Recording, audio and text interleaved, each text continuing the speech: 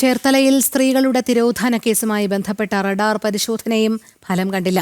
പ്രതി സെബാസ്റ്റ്യന്റെ സുഹൃത്ത് റോസമ്മ, കാണാതായ അർത്തുങ്കൽ സ്വദേശിനി സിന്ധു എന്നിവരുടെ വീടുകളിലും പരിസരത്തുമായിട്ടായിരുന്നു പരിശോധന. സെബാസ്റ്റ്യന്റെ വീട്ടിലെ പരിശോധനയിൽ കണ്ടെത്താനായത് കത്തിക്കരിഞ്ഞ വാച്ചും ചെരുപ്പും മാത്രം.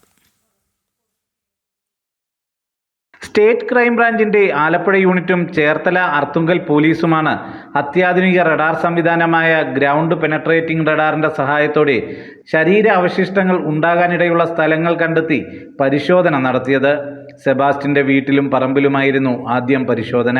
ബിന്ദു പത്മനാഭനെ കാണാതായ സമയത്ത് നട്ട തെങ്ങ് പിഴുത് കുഴിയെടുത്തുവരെ പരിശോധിച്ചെങ്കിലും ഗുണമുണ്ടായില്ല. പഴയ വീട്ടിലെ ഉപയോഗിക്കാതെ കിടന്ന അടുപ്പിൽ നിന്നും കത്തിക്കരിഞ്ഞ വാച്ചും ഒരു പാരഗൺ ചെരുപ്പും മാത്രമാണ് ഇന്നത്തെ പരിശോധനയിൽ കണ്ടെത്തിയത്.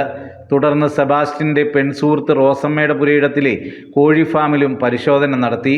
എന്നാൽ ഒന്നും കണ്ടെത്തിയില്ല. നമ്മൾ ഇന്ന് പള്ളിപ്പുറത്ത് സെബാസ്റ്റ്യൻ്റെ വീട് സെർച്ച് ചെയ്തതിൽ നമുക്കൊരു വാച്ചും അതുമായിട്ട് ബന്ധപ്പെട്ടിട്ട് ഒരു ചെറിയൊരു ചപ്പൽ, പാരഗണ്ട് ചപ്പലാണ് നമുക്ക് ലഭിച്ചിരിക്കുന്നത്. അത് നമ്മളുടെ കേസിലേക്ക് തെളിവിലേക്കായിട്ട് ബന്ധോസിലെടുത്തിട്ടുണ്ട്. അത് കൂടുതൽ പരിശോധനകൾ നടത്തും. മറ്റ് പുറം പരിശോധിച്ചാലൊന്നും നമുക്ക് പ്രത്യേകിച്ച് ഈ ഗ്രൗണ്ട് പെനട്രേറ്റിംഗ് റഡാറുമായിട്ട് ബന്ധപ്പെട്ട് നമുക്ക് ഡിസ്റ്റർബൻസുകളൊക്കെ ചെറുതുണ്ടെങ്കിലും നമുക്കത് സംശയിക്കത്തക്ക ഒന്നും അതിൻ്റെ അകത്ത് കിട്ടിയിട്ടില്ല ഇതുവരെ. തുടർന്ന് അർത്തുങ്കൽ പോലീസ് കാണാതായ സിന്ധുവിൻ്റെ പറമ്പിൽ റഡാർ സംവിധാനത്തിൻ്റെ സഹായത്തോടെ രാത്രി വൈകി വരെ പരിശോധന നടത്തി. ഇതേസമയം റോസമ്മയെ കസ്റ്റഡിയിലെടുക്കുകയോ വീണ്ടും ചോദ്യം ചെയ്യുകയോ വേണ്ട സാഹചര്യം നിലവിലില്ലെന്ന് ക്രൈംബ്രാഞ്ച് സംഘം വ്യക്തമാക്കി.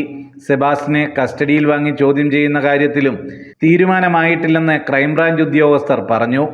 സുധീഷ് ഗോപാൽ, ജനം, ആലപ്പുഴ.